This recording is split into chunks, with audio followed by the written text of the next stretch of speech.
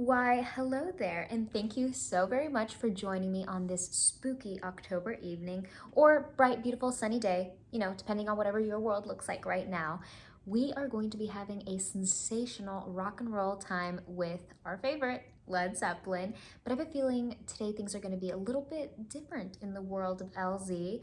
We are tackling their fifth album, Houses of the Holy, and we're just going to be going over side one, but I have a feeling that even with just that, we've got our hands full. Kicking off our night, we've got track one, The Song Remains the Same.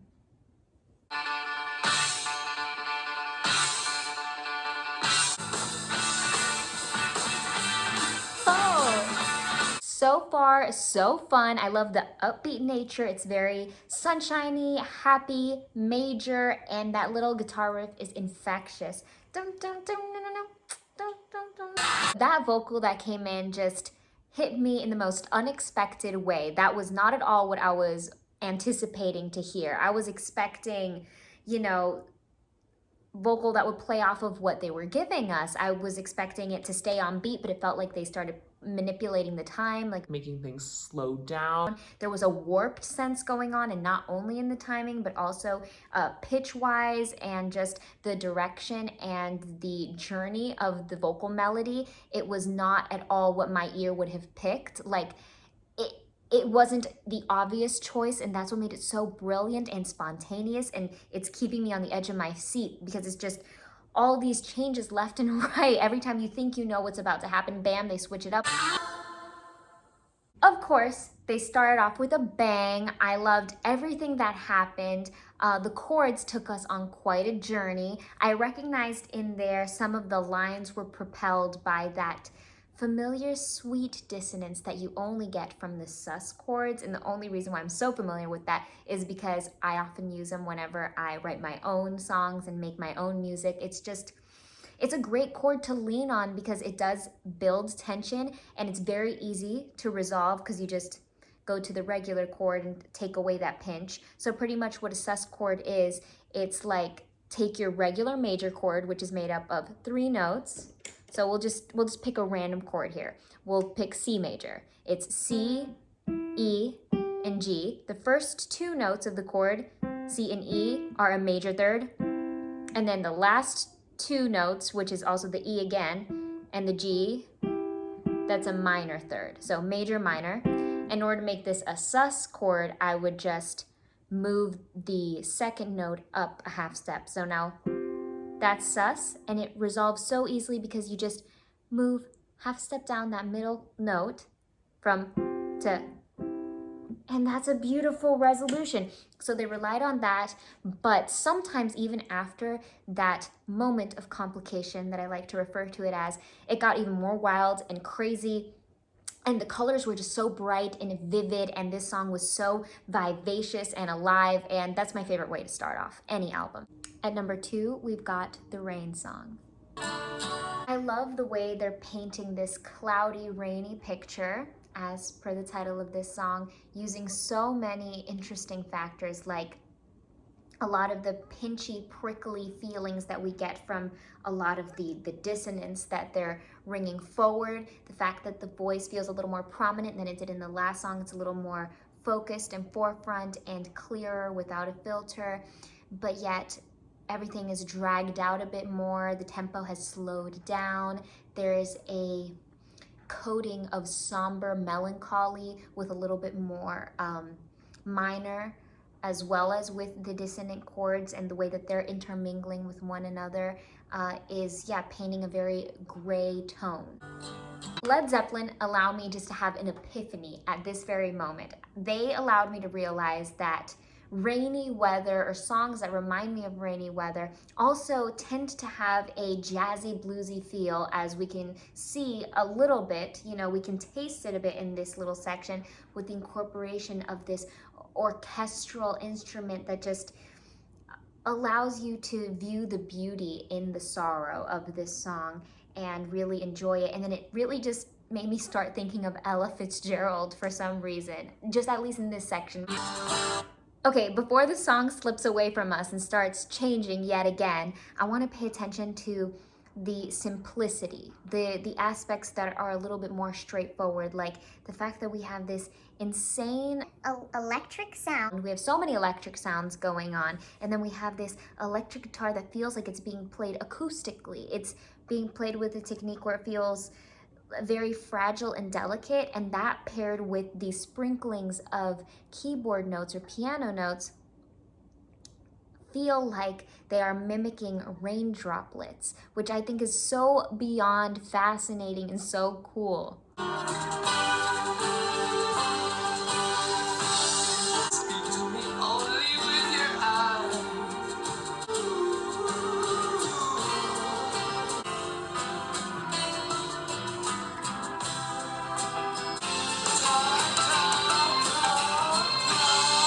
As the song grows and expands, it's almost like the storm coming in harder. We have thunder, lightning, loudness, wind, emergency alerts.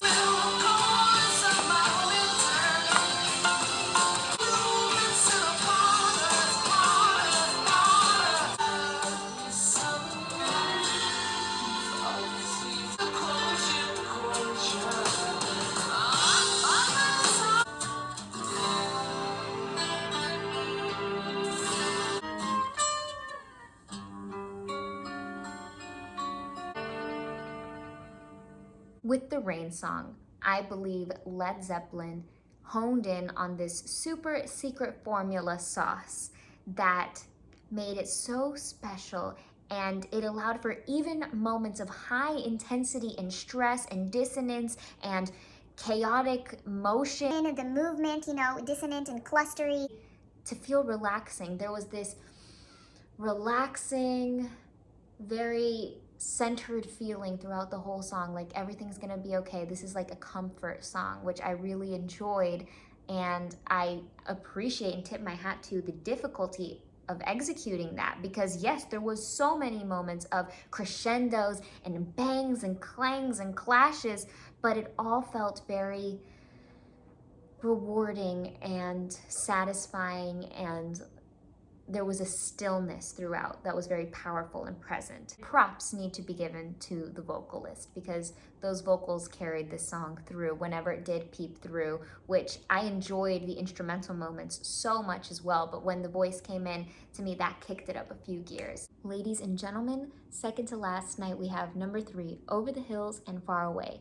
And even just off of that title, I get a very fantasy, fairy tale, fable-like essence. So I'm really curious to hear what the sound is going to be in this.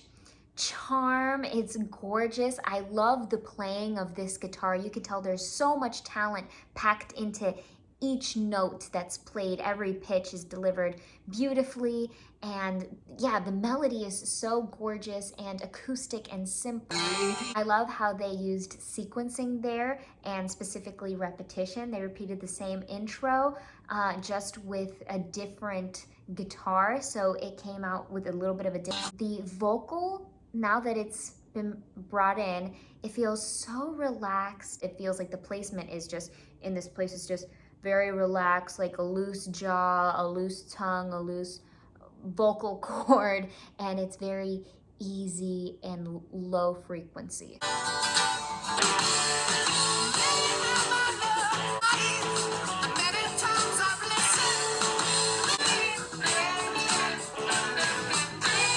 Okay, so I never should have doubted for 1 second. I should have known that they were gonna switch it up on us, because Led Zeppelin really knows how to rock and roll, and they just blasted the sound through. They allowed this parade of noise to happen, and they included that percussion, and just everything happened. Volume increased.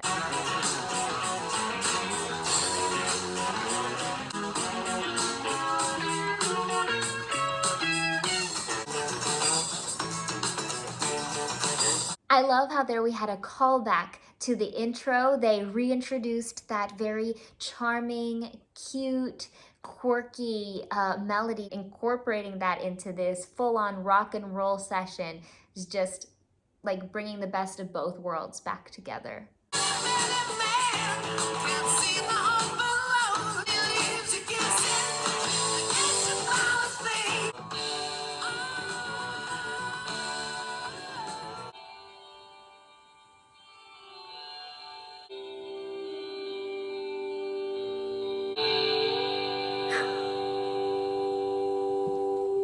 I've never experienced an outro quite like this one before, where it kicks off so faint and far away at a pianissimo, then it goes crescendoing into view, coming towards us, getting louder, becoming more prominent, and then ending right here, right in our face, a little more bombastic, and just, I guess, sticking the landing like a gymnast. Nuestro número 4 también es la última canción de la noche. The Crunge. So far, this is very groovy, funky, lots of flair and pizzazz. As soon as the vocal kicked in, I was like, Okay, now here's a little bit of some rock and roll being infused in. but as he kept singing, I realized that he is keeping the funk alive with the vocal while still, you know, having that layer of rock. So it's this whole new groovy rock that's being created here at the very end of this side. I was definitely taken by surprise for this one. It was so fresh, so funky, something so different and so new.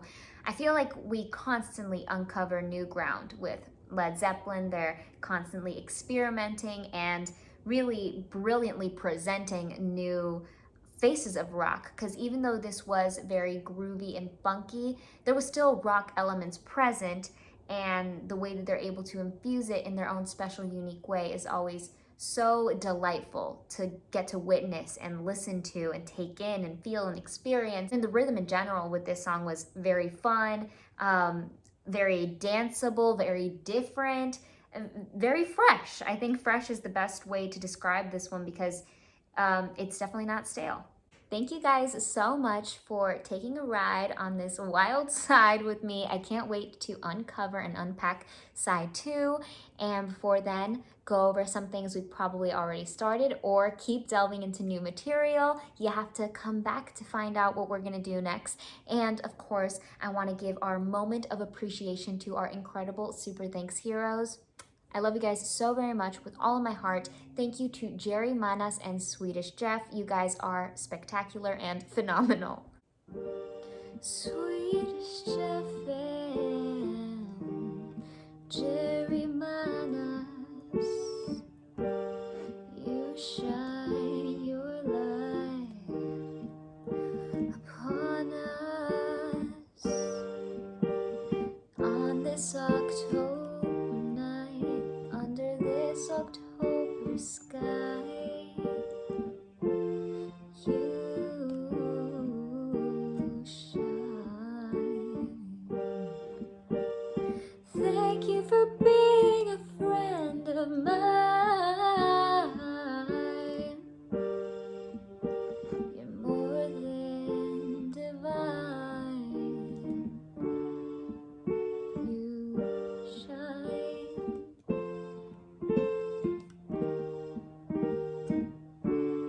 Thank you. Thank you. Thank you. Oh,